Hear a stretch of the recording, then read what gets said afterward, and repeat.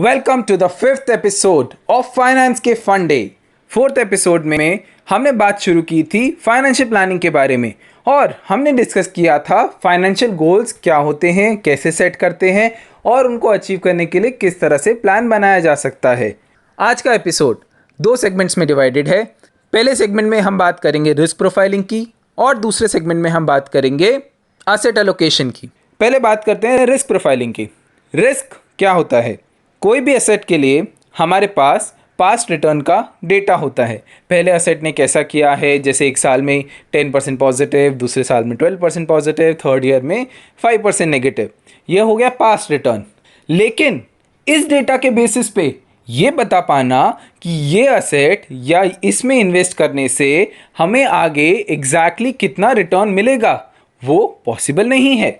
और ये जो अनसर्टेनिटी है और ये जो वॉलेटिलिटी है रिटर्न्स के अंदर, इसी को हम रिस्क बोलते हैं। अपने इन्वेस्टमेंट्स को प्लान करने से पहले इन्वेस्टर को अपना रिस्क प्रोफाइल समझना बहुत ज़रूरी है। रिस्क प्रोफाइल को हम 3 पार्ट्स में समझ सकते हैं। First, ability to take risk. Second, need to take risk. Third, willingness to take risk. पहले बात करते हैं एबिलिटी टू टेक रिस्क की। एबिलिटी का मतलब है रिस्क लेने की क्षमता।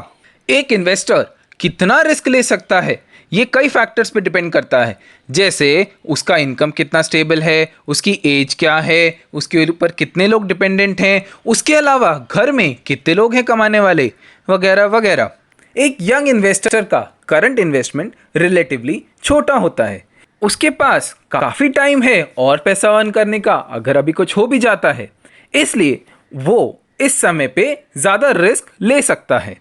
इसी तरह जिसका इनकम स्टेबल है, जिसके ऊपर डिपेंडेंस कम है, जिसके घर में ज़्यादा अर्निंग मेंबर्स हैं, ऐसे इन्वेस्टर का रिस्क टेकिंग एबिलिटी यानी रिस्क लेने की क्षमता ज़्यादा रहती है। अब आते हैं रिस्क प्रोफाइल के सेकेंड पार्ट पर, यानी कि नीड टू टेक रिस्क। कितना रिस्क लेने की हमें ज़रूरत है, हमारे करंट लेवल से हमारे गोल तक जाने के लिए हमें कितना रिटर्न चाहिएगा। एग्जाम्पल के लिए, अगर आज हमारे पास 100 रुपीज़ हैं और हमारे को 3 साल में 200 रुपीज़ चाहिए, इसका मतलब हमें 26% का ग्रोथ चाहिए हर साल इन 100 रुपीज़ के इन्वेस्टमेंट पर। ये 26% हमारा टारगेटेड रिटर्न है। क्योंकि ये 26% काफ़ी हाई रिटर्न है, तो इसके लिए हमें काफ़ी हाई रिस्क लेना पड़ेगा। जितना रिटर्न उतना रिस्क, जितना रिस्क उतना रिटर्न। इस रिस्क को ही हम नीड टू टेक रिस्क बोलेंगे। फाइनली रिस्क प्रोफाइल के थर्ड पार्ट यानी विलिंगनेस टू टेक रिस्क की बात करते हैं। विलिंगनेस का मतलब है कि इन्वेस्टर कितना रिस्क लेने के लिए रेडी है, कितने रिस्क तक वो कंफर्टेबल है।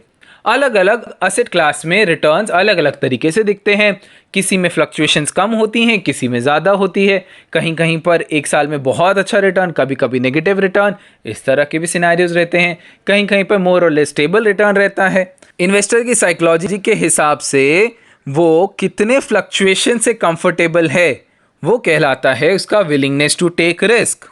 एक आइडियल प्लान के लिए विलिंगनेस, नीड और एबिलिटी तीनों को मैच होना ज़रूरी है। यदि हमारा नीड और एबिलिटी मैच नहीं हो रहा है तो हमें अपने गोल्स को एडजस्ट करना पड़ेगा। यदि हमें नीड ज़्यादा की है और एबिलिटी कम है, इसका मतलब हमारे गोल्स बहुत बड़े हैं, तो हम शायद गोल्स को छोटा करना चाहें। और यदि हम बोले कि हमारी एबिलिटी ज़्यादा है, नीड कम की है, तो हो सकता है हम चाहें कि अपने गोल्स को थोड़ा और बढ़ा लें। सेगमेंट 1 में इतना ही। सेकेंड सेगमेंट में हम बात करेंगे एसेट एलोकेशन के बारे में।